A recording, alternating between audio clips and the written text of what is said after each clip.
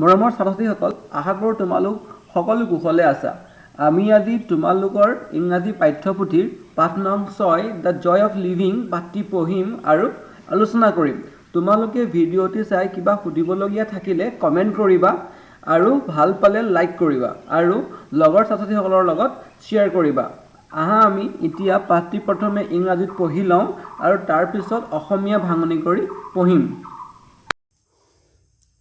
Lesson 6, first page, The Joy of Living.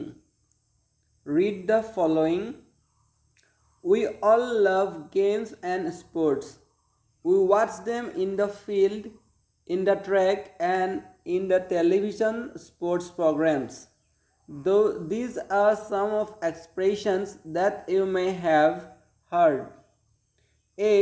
With the last bit of strength, Smita ran to the finish line. B. Throw the ring to her. C. She hit the ball over the net. প্ৰথম পৃষ্ঠাটো আমি ইংৰাজীত পঢ়িছোঁ।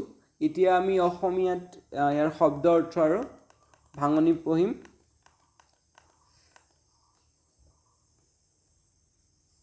6 নং পাঠ। পাঠটোৰ নাম the joy of living, জীয়াই থকাৰ আনন্দ। পঢ়িবৰ কাৰণে আমাক কৈছে ৰিড দ্য ফলোয়িং, আৰু ইয়াত কিছুমান ছবি দিয়া আছে যিকেইটা ছবিৰ তলে তলে কি কৰিছে ক্ৰিয়াকলাপ তাৰ বিষয়ে লিখিছে। পঢ়ো আহা। We all love games and sports. আমি সকলোৱে খেল ধেমালি ভাল পাওঁ।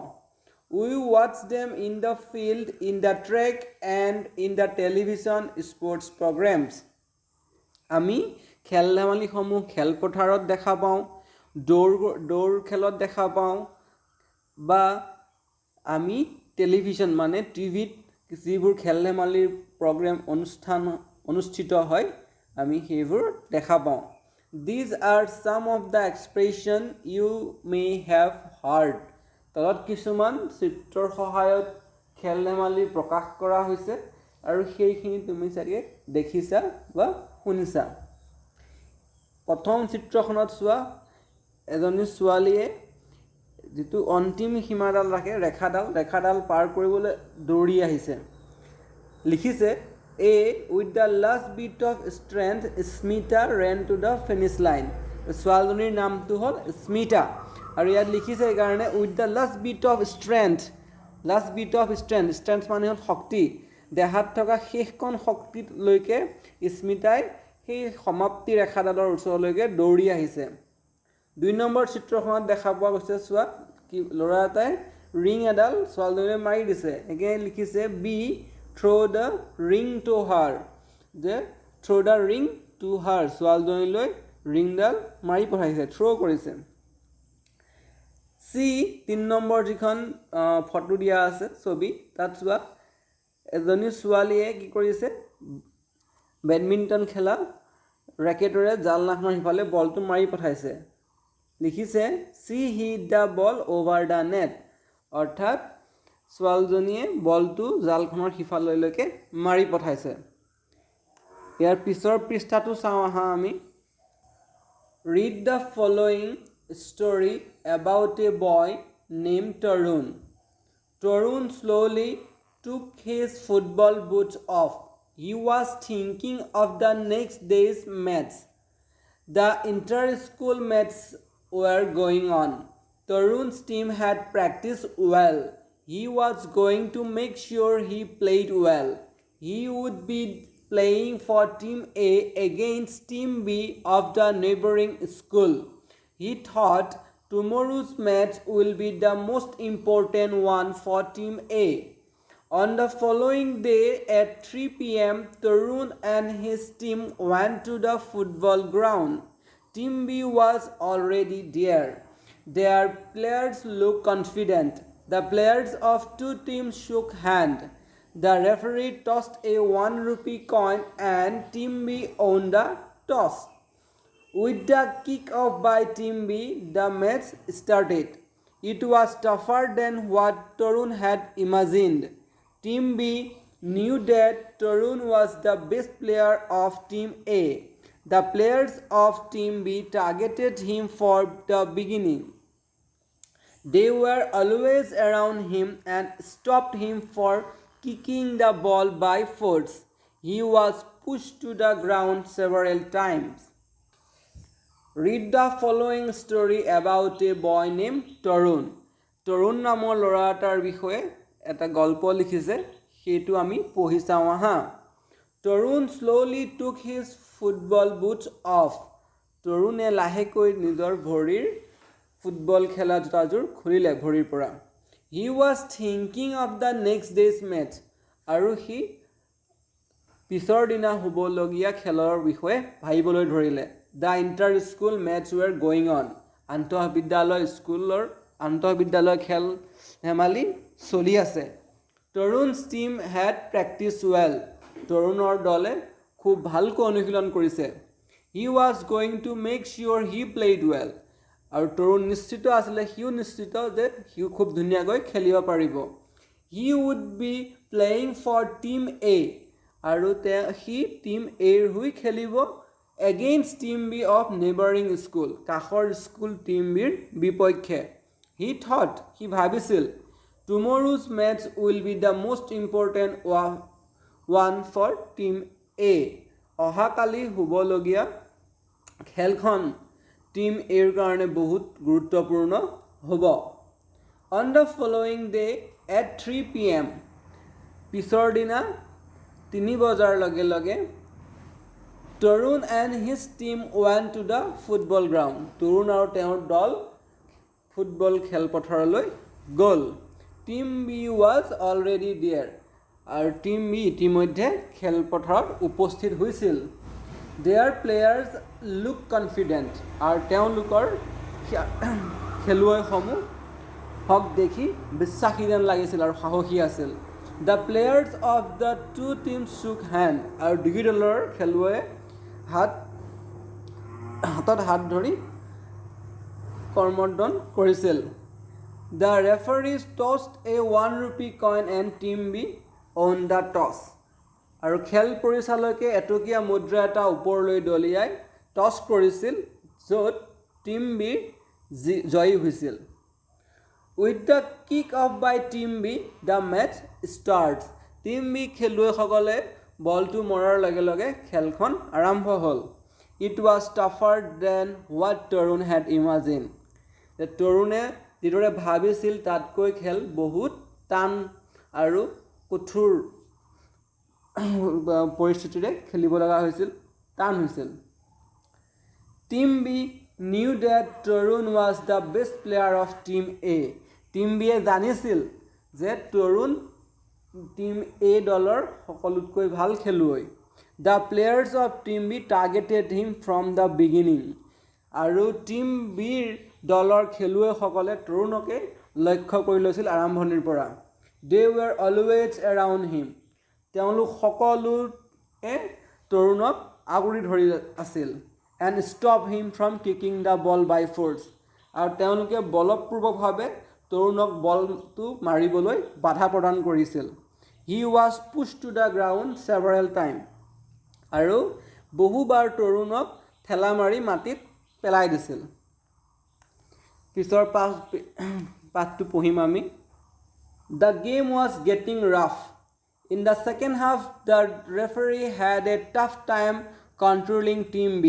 Tarun thought, I must act fast to score a goal. Time is running out. If this continues, we shall lose the match. He ran very fast and reached the ball. The field was clear now. It was going to be sure shot. But suddenly Tarun stopped. He did not kick the ball. Both teams were surprised. Tarun saw that the referee had not noticed the goalkeeper of Team B lying injured near the goalpost. Tarun signaled to the referee. The referee blew the whistle and stopped the game. Tarun's team's members were angry. Why did not Tarun kick the ball? It was going to be a sure goal, but referee told the boys what Tarun did was quite right. Tarun's action seemed to touched the hearts of Team B. In the remaining match, the player of Team B were very polite to him. Everyone realized that football is not only about scoring goals, there is much more to it that provides the joy of living.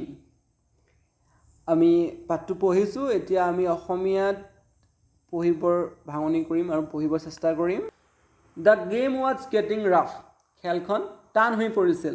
In the second half, জিৰণিৰ পিছত দ্বিতীয় হাফত the referee had a tough time controlling Team B. খেল পৰিচালকৰ দ্বাৰা গোটেই সময়খিনি বহুত টানকৈ পাৰ কৰিছিল আৰু টিম বিয়ে নিয়ন্ত্ৰণ কৰিছিল। তৰুণে ভাবিছিল I must act to score a goal. মই অতি সোনকালে এটা গোল দিব লাগিব। Time is running out. সময় গৈ আছে। If this continues, we shall lose the match. আৰু এনেকৈ থাকিলে, এনেকৈ খেলিলে আমি এই খেলখন হাৰিব লাগিব। He ran very fast and reached the ball. সি অতি বেগেৰে দৌৰিছিল আৰু বলটোৰ ওচৰ চাপিছিল। The field was clear now. আৰু খেলপথাৰখনৰ একাষে পুৰা খালী হৈ আছিল। It was going to be sure shot.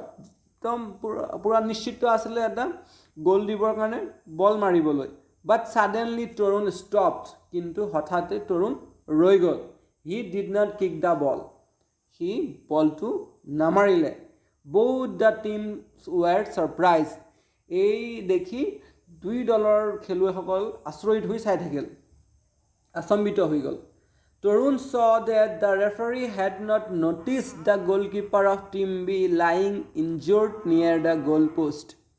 তৰুণে দেখিছিল যে খেল পৰিচালকে লক্ষ্য কৰা নাই যে টিম বিৰ যিজন গোলৰক্ষক আছে তেওঁ গোলৰ খুঁটাৰ কাষত আঘাতপ্ৰাপ্ত হৈ পৰি আছিল। তৰুণ signal to the referee. তৰুণে খেল পৰিচালকক ইংগিত দিছিল। The referee blew the whistle and stopped the game. আৰু তাকে দেখি খেল পৰিচালকে সুহুৰি মাৰিছিল আৰু কিছু সময়ৰ কাৰণে খেলখন স্থগিত কৰিছিল। তৰুণ's team members were angry. তৰুণৰ দলৰ সকলো খেলুৱৈৰ খং উঠিছিল। Why did not Tarun kick the ball? তৰুণে কিয় বলটো নামাৰিলে? It was going to be sure goal. আৰু যোনটো একেবাৰে নিশ্চিত গোল দিয়াৰ লক্ষ্য আছিল। But the referee told the boys. কিন্তু খেল পৰিচালকে খেলুৱৈবোৰক ক'লে, ল'ৰাখিনিক ক'লে, What Tarun did was quite right. তৰুণে যি কৰিলে বহুত ভাল কাম কৰিলে। Tarun's action seemed to touch the hearts of Team B. তৰুণৰ এই কামে টিম বিৰ দলৰ খেলুৱৈসকলৰ হৃদয় চুই গ'ল। In the remaining match, the players of Team B were very polite to him. শেষৰ ফালে বাকী থকা সময়খিনি টিম বিৰ খেলুৱৈসকলে তৰুণৰ লগত খুব ভদ্ৰতাৰে ব্যৱহাৰ কৰিলে আৰু খেলিলে। Everyone realized that football is not only about scoring goal. সকলোৱে বুজি উঠিলে আৰু উপলব্ধি কৰিলে যে ফুটবল কেৱল গোল কৰাৰ কাৰণে খেলা খেল নহয়। There is much more to it that provides the joy of living. যে ফুটবল কেৱল গোল দিয়াৰ খেল নহয়, ই এক এনেকুৱা মাদকতা আছে ফুটবল খেলৰ যাৰ দ্বাৰা আমি জীয়াই থকাৰ আনন্দ লাভ কৰিব পাৰোঁ। তো এই পাঠটো অসমীয়াত আৰু ইংৰাজীত আমি দুয়োটাৰে পঢ়িলোঁ। তোমালোকে যত্ন কৰিবা, এবাৰ আকৌ নিজে কিতাপত ভালকৈ আঙুলিৰে ধৰি পঢ়িবা শব্দবোৰ। টান টান শব্দখিনিৰ আমি এখন লিষ্ট দিম, তোমালোকক তালিকা দিম। তাৰ এতিয়া আমি ইয়াৰ প্ৰশ্নোত্তৰ শিতানলৈ যাম। প্ৰশ্নোত্তৰৰ পাঠটো চাওঁচোন। তো এক্টিভিটিজ, ইয়াত প্ৰশ্নোত্তৰ শিতানত 3টা এক্টিভিটিজ দিয়া আছিলে। এটা আছিলে প্ৰশ্নোত্তৰ লিখা, আৰু আছিলে এটা শুদ্ধ অশুদ্ধ নিৰ্বাচন কৰা বাক্যসমূহৰ, আৰু এটা 2 নম্বৰ এটা আছিলে, আৰু 3 নম্বৰ এটা আছিলে খালী ঠাই পূৰ কৰা। আমি এই ভিডিঅ'টোত কেৱল প্ৰশ্নোত্তৰখিনিহে কৰিম।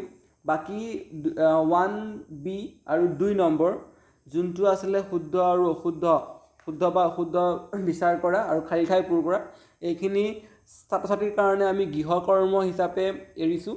তোমালোকে নিজেই এইকেইটা পাঠটো পঢ়ি শুদ্ধ বাক্যসমূহৰ শুদ্ধ অশুদ্ধতা নিৰ্ণয় কৰিবা আৰু লগতে শুদ্ধ শব্দৰে খালী ঠাইখিনি পূৰ কৰিবা চেষ্টা কৰিবা নিজে কৰিবলৈ যদিহে টান পোৱা ডাঙৰৰ সহায় ল'বা অথবা আমাক কমেণ্ট কৰিবা আমি তোমালোকক নিশ্চয় সহায় কৰিম এতিয়া প্ৰশ্নোত্তৰ শিতানলৈ আহিছোঁ আমি প্ৰথম প্ৰশ্ন প্ৰশ্ন 1 give the brief answer the following question for which team did Tarun play তৰুণে কোনটো টিমৰ হৈ খেলিছিল এনসাৰ হ'ব Tarun played for team A তৰুণে টিম A হৈ খেলিছিল 2 নম্বৰ প্ৰশ্ন how did Tarun behave with Tarun 2 number প্ৰশ্ন how did team B behave with Tarun at the beginning যে টিম বি এ আৰম্ভণিৰে পৰা তৰুণৰ লগত কিদৰে ব্যৱহাৰ কৰিছিল উত্তৰ হ'ব at the beginning team B did not behave well with Tarun যে আৰম্ভণিৰ পৰা টিম বি এ তৰুণৰ সৈতে বেয়াকৈ বা খুব শত্ৰুতাভাৱেৰে খেলিছিল Did Tarun score a goal in the match? যে খেলখনত তৰুণে গোল কৰিছিল নে উত্তৰটো হ'ব no Tarun did not score a goal in the match নহয় তৰুণে এটাও গোল কৰা নাছিল খেলখনত 4 নম্বৰ প্ৰশ্ন why did not Tarun kick the ball তৰুণে কিয় বলটো মৰা নাছিল উত্তৰটো হ'ব Tarun did not kick the ball because the goalkeeper of team B was lying injured তৰুণে বলটো মৰা নাছিল কিয়নো টিম বিৰ গোলৰক্ষকজন আঘাতপ্ৰাপ্ত হৈ পৰি আছিল 5 নম্বৰ প্ৰশ্নটো আছিল what did the referee say about Tarun's action যে খেল পৰিচালকে তৰুণৰ এই কামৰ বাবে কি কৈছিল উত্তৰ হ'ব the referee said that Tarun's action was quite right যে খেল পৰিচালকে কৈছিল তৰুণে যি কৰিছে সম্পূৰ্ণ ভাল কৰিছে গতিকে এইখিনি হ'ল পাঠটোৰ ইংৰাজী আৰু অসমীয়াৰ সন্মিলনী ভাঙনি আৰু শব্দ অৰ্থ লগতে এইখিনি প্ৰশ্নৰ উত্তৰ আমি কৰিছোঁ বাকি থকা যি 1.b আৰু 2 নম্বৰ এক্টিভিটি যিকেইটা আছে শুদ্ধ আৰু খালী ঠাই পূৰ কৰা এইখিনি নিজেই কৰিবলৈ চেষ্টা কৰিবা ধন্যবাদ থেংক ইউ